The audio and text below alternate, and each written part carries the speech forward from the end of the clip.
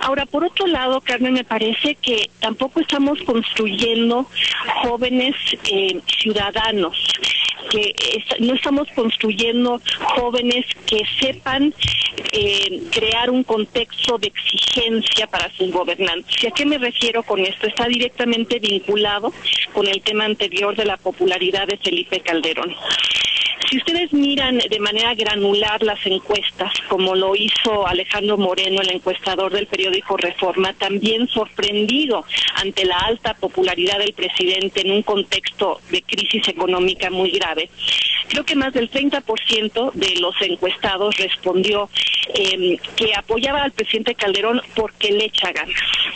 Y eso es algo que yo escucho con una gran frecuencia entre mis alumnos, la lógica compartida del por lo menos le echa ganas. Esta propensión incluso de los jóvenes a comparar al país con su pasado, compararse hacia abajo, congratularse porque por lo menos Felipe Calderón no ha asesinado estudiantes como lo hizo Díaz Ordaz, por lo menos no tiene un hermano incómodo en la cárcel, por lo menos no se ha robado un Jeep rojo y una Homer como lo hiciera Vicente Fox. Y creo que esa lógica compartida del por lo menos, ese conformismo, está infectando a muchos jóvenes que no saben cómo salir y crear un contexto de exigencia frente a quienes los gobiernan. Y por ello, la popularidad del presidente. También el hecho de que la crisis se perciba que viene de fuera, que no es responsabilidad suya.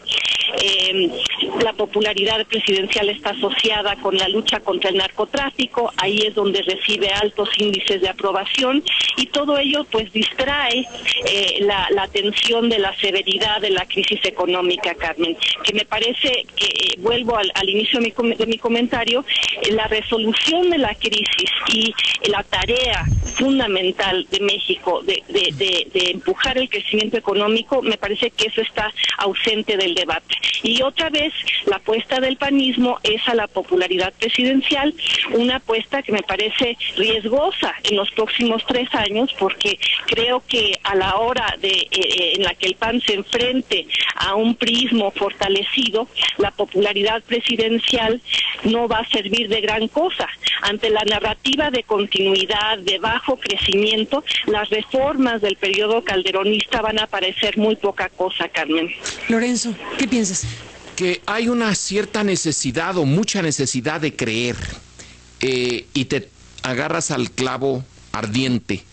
La alternativa para estos jóvenes y para muchos de los que respondieron en la encuesta de Reforma de esa manera tan positiva es ver al país de una manera franca, desnuda, y eso ha de ser bastante desagradable. Tú tienes casi la propensión a decir, bueno, lo peor no va a pasar. Estamos muy cerca. Qué barbaridad eso del desempleo, qué horror. Pero bueno, el presidente, y nos lo dicen los spots, nos lo dice en los call centers, ganas de creer en eso. Es una manera de fugarte de la realidad y no enfrentarte a una situación que no tiene muchas salidas.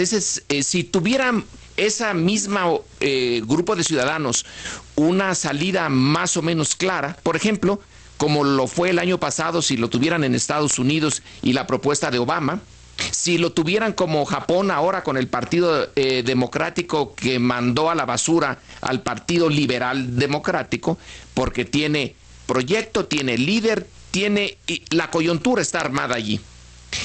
Pero después de votar por Calderón porque había un peligro para México, aceptar que se hizo mal es muy difícil. Entonces, casi es un mecanismo psicológico. Decirte, no, sí, ahí la ven, ahí vamos haciéndola. Por lo menos le está poniendo ganas y con un poquito de suerte y salimos adelante. Bueno. Sergio, ¿tú qué dices? Me agarro del comentario de elevación de la realidad, lo comparto. Ahora, es absolutamente normal que el ser humano y las sociedades nieguen la realidad que les incomoda. De Freud mil más han explorado el fenómeno de la sociología y que conduce a la sociología de las negaciones, cómo se niega la realidad. Y vamos, allá en la realidad. sin embargo, existe un segmento de la sociedad cuya función es no negar la realidad, sino traerla a colación.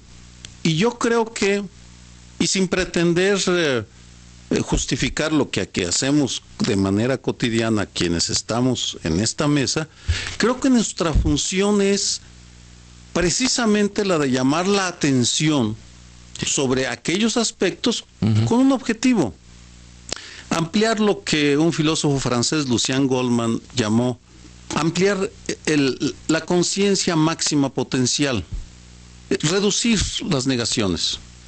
Quien nos escuche podrá o no estar de acuerdo, pero sin embargo, en la medida en la cual los obliguemos a reflexionar y a contrastar realidades, estableciendo asociaciones, pues estaremos cumpliendo una función que va en contra de esa encuesta terrible de Reforma en la cual se aprueba un mandatario simplemente porque le echa ganas, que es la expresión más sublime de la pasividad.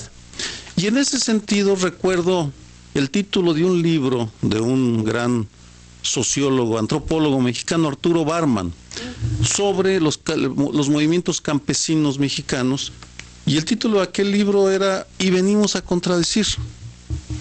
Y creo que la función de mesas como esta es esa, y es legítima y se justifica. Y venimos a contradecir porque la información nos da con qué contradecir. Sí. Vamos, si por supuesto aquí lanzáramos una afirmación sin sustento, y a veces puede ocurrir, y recibimos inmediatamente la reacción del funcionario o el auditorio, algún radio escucha, pues es legítimo. Pero creo que a mí, vamos, desde que observé el fenómeno, esas encuestas desde esta perspectiva, digo, en fin, espero que de aquí a 10 años se haya reducido en unos cuantos puntos este porcentaje de resignados, y que nosotros hayamos contribuido a esa reducción, porque para eso estamos aquí. Y tal vez por ello, porque venimos a contradecir, es que pues somos incómodos para quienes quisieran ser aplaudidos, porque están convencidos de la versión del México que ellos nos presentan. A lo mejor somos incómodos también para una parte del público, porque ya nos habrá cambiado, si es el caso. Sí, ponerlos frente a un panorama más serio implica estarles de manera implícita pidiendo acción, y no quieren actuar. La resignación es decir, bueno, yo me meto a mi casa, voy bien en mi negocio, o más o menos, y que el mundo ruede. La otra, de aceptar que las cosas están mal, el paso siguiente, ¿qué hacemos? ¿Qué hacemos? Y eso nos es involucra a todos. comprometerte ya a ir más allá de tu casa, a salir más de tu entorno pequeñito y más o menos confortable, de la zona de confort, a pasar a una zona de responsabilidad colectiva, en donde se exige mucho y se puede conseguir muy poco. Los activistas en general invierten muchísima energía y consiguen apenas mover a la sociedad 1 milímetro. Ser ciudadanos al final de cuentas. Déjenme regresar después de la pausa. Entramos en la parte final.